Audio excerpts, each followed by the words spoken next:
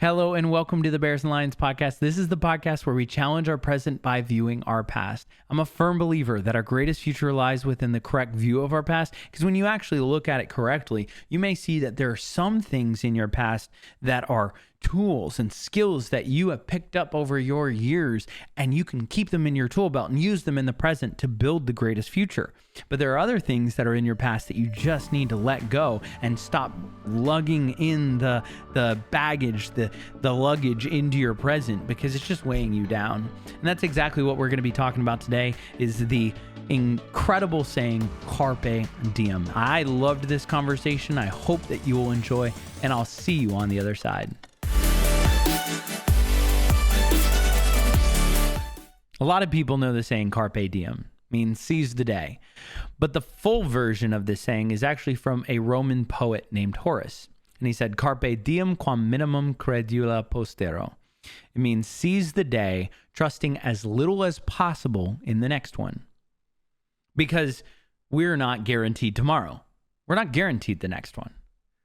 So seize that moment, seize the present. And I loved that mentality. This week, I ran into my coworker named Brendan, and I was like, Brendan, what's up? And he's in a hurry. So he was running out the door and he said, Carpe Diem. And as he just walked away, I hadn't heard Carpe Diem in a while, but a lot of people know the phrase. And I just sat there for a second and was like, seize the day. I wonder where that comes from.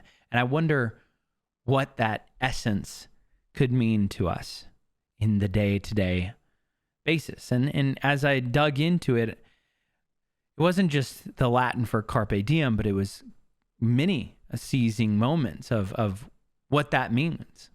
So I looked into Carpe Noctem, means seize the night. I don't know about you, but I've seized some nights in my day. You know what I'm talking about. We probably know this phrase as its newer translation in YOLO, you only live once, right? You only live once, so let's go out, let's get wild, let's have a good time. I've seized some nights like that. Wouldn't lie if I said I hadn't. Then there was one that I saw. I know all of us have experienced this one because most of us have been students. Carpe Manana, seize tomorrow. We'll do it tomorrow. This is a Monday thing. This isn't a Friday thing at 4:45. This is a Monday thing. Carpe Manana. We've said this on assignments or projects at some point. We are the king and queens of procrastination. Guaranteed. I dug in a little bit deeper though. And I ran into a few more that I thought hit this podcast perfectly. Carpe Praeterita means seize your past. Conversely, Carpe Futurum means seize your future. And I believe that our greatest future lies within the correct view of our past. Because until we learn to seize our past and accurately view it, we will be destined to repeat it over and over and over again. And I don't know about you, but I want to build my future. I don't want to relive my past. It's the mentality of letting go.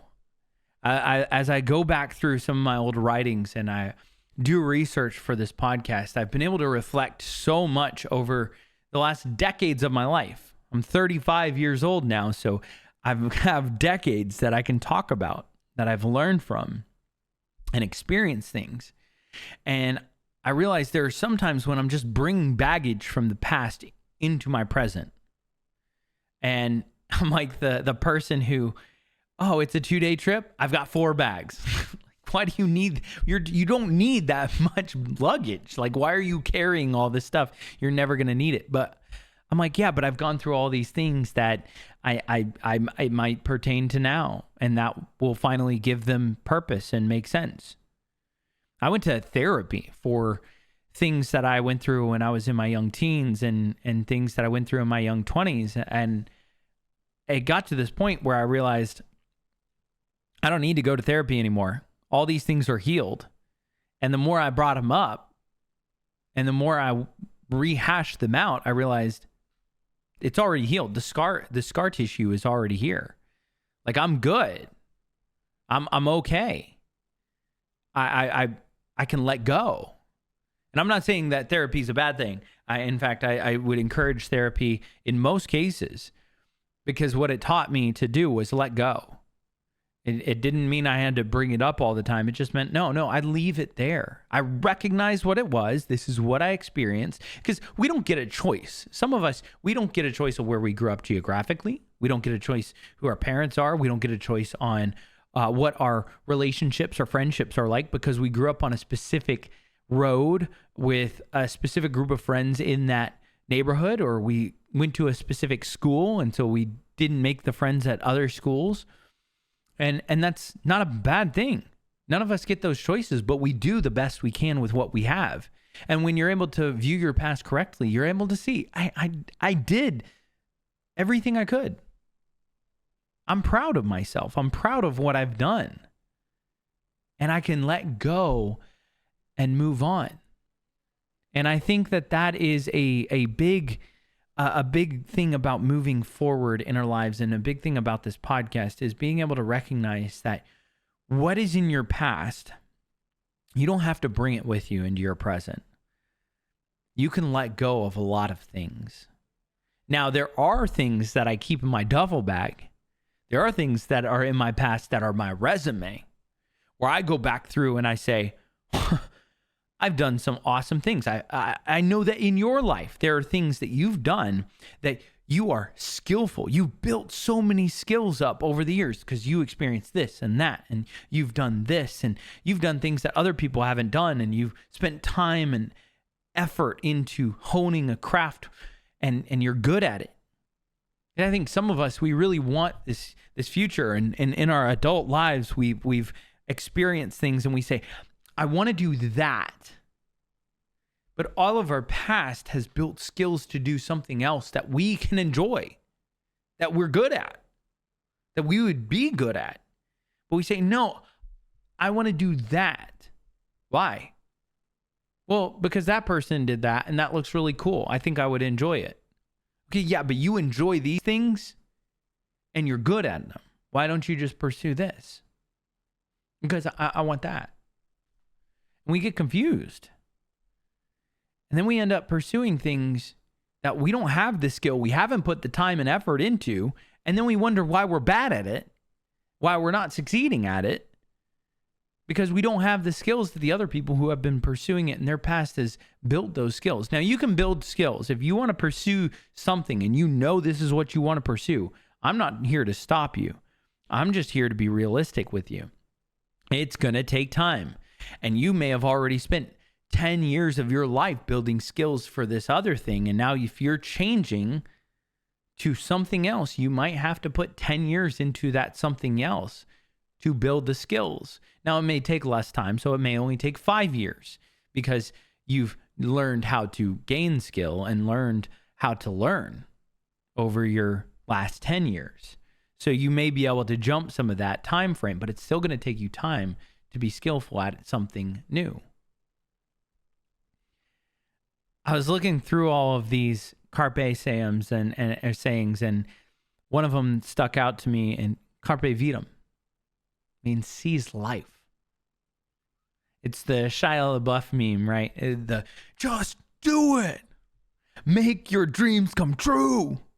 We laugh about it, but there's something so true and rooted in sound wisdom in that. The fact that why not? Just do it. What do you have to lose?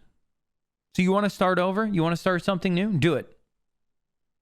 Yeah, you're going to run into obstacles. Don't tell me about the obstacles. Don't even talk to me. Just do it. Just start. Go. You'll learn along the way. You'll get better and better and better. Maybe you recognize in your past that you have the skills to do something that you actually really want to do. And so you say, no, I'm going to use all these skills and I'm going to do it. What's the worst that can happen? I end up exactly where I am right now? Sounds fair. I'm going to go for it. Oh, it's really hard? It's hard for everybody. It's hard for everybody. I've gone through so many different things where as I've looked back and I recognize there are some things that I keep in my backpack at all times. I've experienced some very difficult things that have built skills that I am able to do in whatever job I do. Because those skills are imperative to my present and to my future. I know for a fact that I will use them today and every day. I worked at a suicide crisis line for over a year.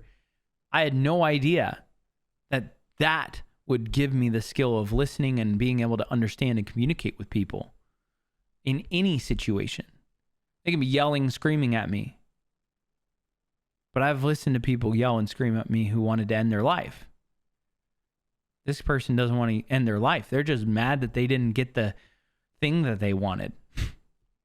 Okay. I'm sorry. What can we do to make this right? So I carry those skills with me. And I challenge you to view your past, seize your past, and recognize what your skills are and match them with something that you want and then stick to it.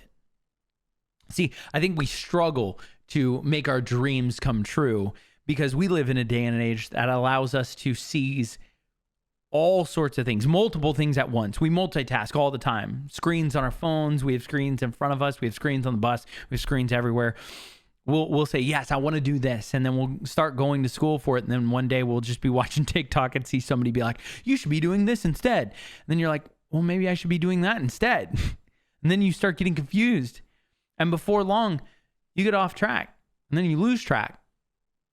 And you lose your place and you don't even know what you were chasing in the first place. See, I really want to challenge you to Carpe Diem and seize the day and seize life and live it to its fullest. And I'm so thankful that throughout my life, I've been able to seize life and experience a lot of really cool things. And it's not been easy. And I'm not here saying, ooh, look at me. I'm just saying, if you want to have a life where you're able to continue to move forward in your present, if you find yourself reliving your past, you may not have seized your past yet. You're just reliving it over and over, and you're just bringing that luggage into the present, and it's too heavy to allow you to move forward. So you just keep inching it forward, and you spend all of your effort on inching your past into your present rather than moving and building your present into your future. And years go by and you look past and you say, why am I not where that person is? Or why am I not where I think I should be? It's because you're still holding on to your past and the things that you need to let go. See, I look at my past and I get excited. I've opened restaurants. I've trained managers. I've hosted an ESPN show. I've become the person that I am today because I've lived by the Latin saying, Carpe Omnia. It means seize everything. Because whether I was a dishwasher at a restaurant or leading a group of young men, I can confidently say that I have seized every single opportunity I absolutely could, whether it was gaining a new skill or gaining a new connection or gaining a new experience. I have built into my present the skills that I need to step into my future. Now, I challenge you to seize the day, but I also challenge you to Carpe Omnia. Seize every opportunity. You do not have time to waste. As I get older, I realize that time is passing by so quickly, and every day that goes by, it doesn't come back. We don't get a reset. We don't get a restart like a video game. This is it. I wish I had started sooner. I wish I had had the mental capacity to recognize what I recognize now. It's the song. I wish that I knew what I know now when I was younger. But this is my opportunity. I love this podcast. I love sharing, and I love getting to do research, and it keeps me fresh and it keeps me focused and it keeps me recognizing. And I don't say these things because I'm one who is just above it or it sounds cool. I say it because I live it. It's who I am. I truly believe that when you accurately view your past, it gives you confidence to step into the future, because you know, I don't need to take that, but I will take this. This is a skill that's useful, that I can put in my tool belt, and I can carry this with me, and it makes me useful, makes me valuable, and I can use this to step into my future and build value, build growth, and continue to share that value. It's not for you to hoard for yourself. It is to share. And I love the opportunity to talk to you guys. And I'm really thankful for everybody that listens. We're coming up on episode 100. And honestly, after that, sky's the limit. My next goal will be 1,000. And after that, 10,000. I don't know. I know that this podcast gives me a lot of joy, and I really appreciate everybody who listens. That's going to do it for this conversation. If you liked this conversation, I'd appreciate it if you would share this on social media and tag me. I'd love to see it tagged. Love to see whether it's podcasts on Spotify or YouTube or Apple Podcasts or iTunes, I guess I should say. But if you are listening and you do like this content, please give it a like, give it a share, give somebody some joy, and help them maybe listen to this conversation. Maybe it'll encourage them as well.